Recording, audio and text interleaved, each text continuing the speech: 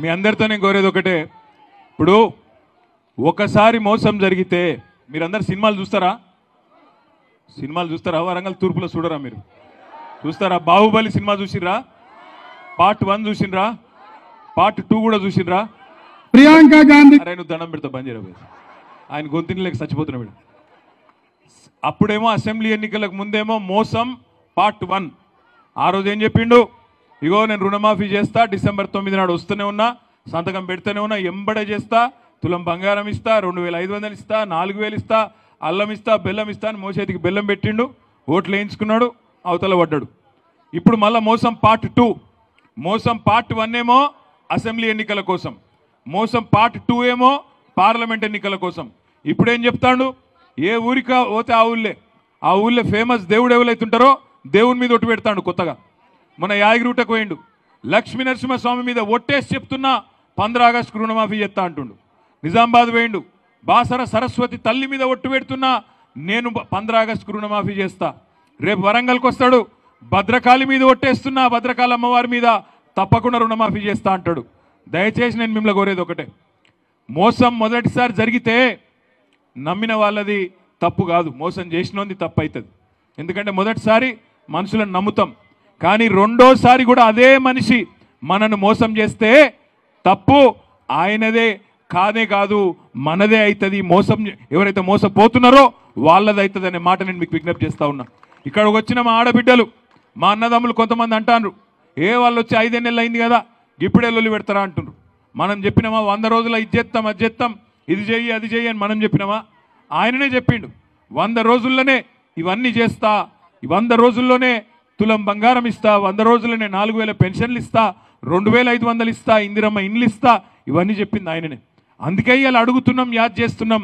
ఇంకొక మాట కూడా నేను మీకు విజ్ఞప్తి చేస్తున్నా, దబ్బన ఇప్పుడు గిన మీరు కాంగ్రెస్కు ఓట్లేస్తే, ఈ ఎలక్షన్ల గిన కాంగ్రెస్కు ఓట్లేస్తే రేవంత్ రెడ్డి గారు కాంగ్రెస్ వాళ్ళు ఏమనుకుంటారు ఎరికేనా? 100 రోజుల్లో అన్నీ చేస్తామని చెప్పినాం, ఏమీ చేయలేదు, చేయకపోయినా ప్రజలు మాకే గుద్దిండ్రు అంటే ఇవి చేయాల్సిన అవసరమే లేదు, తర్వాత ఎగబెడితే కూడా అడిగేటోడు ఉండడు అని 4.5 ఏళ్ల పాటు బుకాయించుకుంటా తప్పించుకుంటా అట్లే తిరుగుతారు. దయచేసి నేను మిమ్మల్ని కోరేది ఏంటంటే, ఈ 420 హామీలు 6 గ్యారంటీలు అమలు కావాలంటే గులాబీ జెండా ఎగరాలే, బీఆర్ఎస్ పార్టీ గెలవాలి, వాళ్ళ వెన్నులో భయం బుట్టాలే, అట్లయితేనే ఈ కార్యక్రమాలు అమలవుతాయి. ఇంకొక మాట కూడా నేను మీ అందరికి విజ్ఞప్తి చేస్తా ఉన్నా, అసెంబ్లీ ఎన్నికల్లో ఏం జరిగిందో జరిగిపోయింది, కానీ ఇప్పుడు పార్లమెంట్ ఎన్నికల్లో రాష్ట్ర వ్యాప్తంగా ఇలా పొద్దున నేను చేవెళ్ళకు పోయినా, ఆడికెళ్ళి అలంపూర్ పోయినా, ఆడికెళ్ళి ఇప్పుడు మీ కాడికి వచ్చిన 3 నియోజకవర్గాల్లో ఒకటే రకమైన ట్రెండ్ కనబడుతున్నది. అక్కడ కాసాని జ్ఞానేశ్వర్ అన్న చేవెళ్లలో గెలవబోతా ఉన్నాడు, నాగర్ కర్నూల్లో ఆర్ఎస్ ప్రవీణ్ కుమార్ గారు గెలవబోతా ఉన్నారు.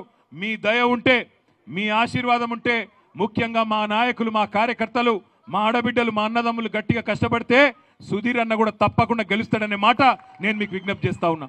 ఎందుకంటే ఇక్కడ ఇదివరకు ఇదే వరంగల్ పార్లమెంట్లో మీకు ఆనాడు పసునూరి దయాకర్ కూడా ఎవరో తెలియదు, కానీ ఒకటిసారి కాదు 2 సార్లు కేసీఆర్ గారు అవకాశం ఇస్తే ఒక సామాన్య కార్యకర్త పసునూరి దయాకర్ను గెలిపించి పార్లమెంటుకు పంపించింది మీరే. మరి ఈరోజు ఆయన కూడా పార్టీ మారిండు, ఆయన కూడా పోయిండు, పర్వాలేదు.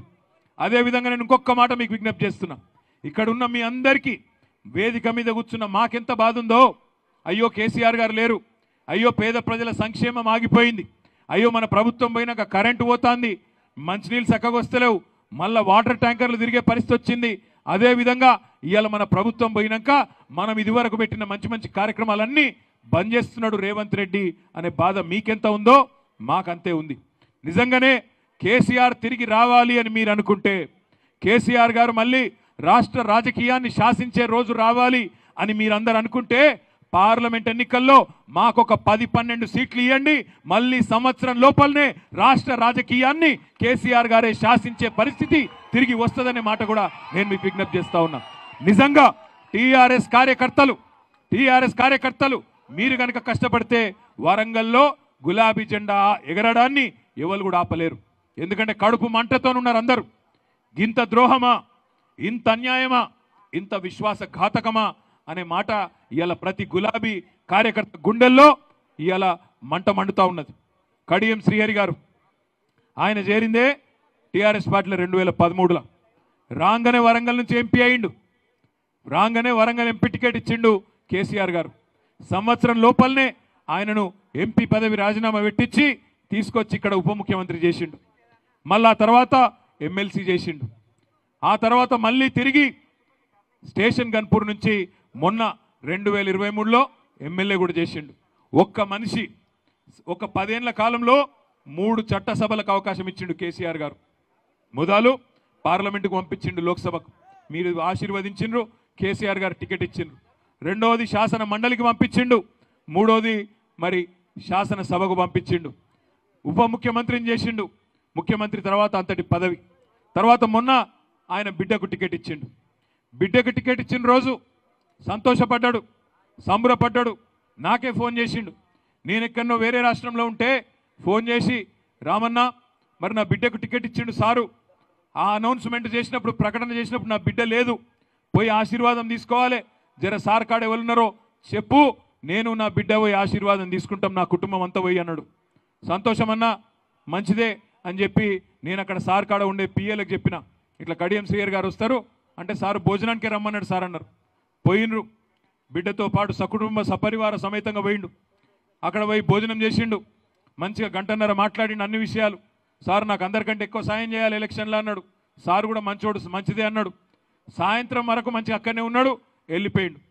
తెల్లారి ఆ అమ్మాయి కూడా నాకు ఫోన్ చేసింది, అన్న చాలా బాగా జరిగింది, మా ఆయన ఆంధ్ర ఆయన కూడా ఫ్యాన్ అయిపోయిండు కేసీఆర్ గారికి, మరి ఆయన కూడా ఇవాళ చాలా గట్టిగా ఉన్నాడు, మనం గెలవాలంటున్నాడు అని పొద్దున 10:30కి చెప్పింది. సాయంత్రం వరకు ఏమైందో 4 గంటల వరకు ఉత్తరం పంపింది, మేమేదో రాజీనామా చేస్తున్నాం, టికెట్ ఇచ్చిర్రు కానీ ఇప్పుడు పీకుతున్నామని చెప్పి పాటలకు వెళ్ళి జెండా ఎత్తేసి పారిపోయారు. ఇంతకంటే నయవంచన, ఇంతకంటే దారుణమైన గొంతు గోసుడు ఎక్కడన్నా ఉంటుందా? దయచేసి మీరు ఆలోచించాలని చెప్పి నేను కోరుతున్నా. నోరు తెరిస్తేనేమో నీతి నిజాయితీ విలువలు అని డైలాగులు, కానీ ఇవాళ వరంగల్లో జరుగుతున్నది ఏంది? ఒక విధేయుడు, పార్టీకి అండగా ఉన్న ఒక విధేయుడు, విశ్వసనీయత కలిగిన ఒక విద్యాధికుడైన డాక్టర్ సుధీర్కు ఒక విశ్వాసఘాతకుడైన కడియం శ్రీహరి గారికి ఇవాళ మధ్యలో జరుగుతున్నది పోటీ. మరొక విశ్వాసఘాతకుడు ఆరూరి రమేష్ గారు కూడా ఇవాళ ఈ పార్టీతో ఎమ్మెల్యే అయ్యి 2 సార్లు ఆయన కూడా ఇవాళ బయట పోయి ఆయన బీజేపీ పార్టీ నుంచి కొట్లాడుతూ ఉన్నాడు. పార్టీలు మారుడు తప్పు కాదు, పార్టీలు మారుడు తప్పు కాదు, కానీ నమ్మించి గొంతు కోసుడు మాత్రం బరాబర్ తప్పు. నమ్మించి గొంతు కోసుడు, టికెట్ అడుగుడు, తీసుకున్నాడు. రాజయ్య గారు నిలగొట్టాలి, దయాకర్ నిలగొట్టాలి, రమేష్ నిలగొట్టాలి, అందరు నిలగొట్ట ఆఖరికి నేను పోవాలనే దిక్కుమాలిన ఆలోచన ఏదైతుందో అది బరాబర్ తప్పు. అందుకే నేను విజ్ఞప్తి చేస్తా ఉన్నా వరంగల్ ఈస్ట్లో, దయచేసి మీరందరూ కూడా ఎక్కడి వాళ్ళు అక్కడ కనుక గట్టిగా కష్టపడితే మన పార్టీకి పార్లమెంట్ ఎన్నికల్లో ఒక 10-12 సీట్లు కనుక మీరందరూ కలిసి సంపాదించగలిగితే 1 సంవత్సరం లోపల మళ్ళీ తిరిగి కేసీఆర్ గారు ఈ రాష్ట్ర రాజకీయాన్ని శాసించే రోజు తప్పకుండా వస్తుందనే మాట నేను మీకు విజ్ఞప్తి చేస్తా ఉన్నా.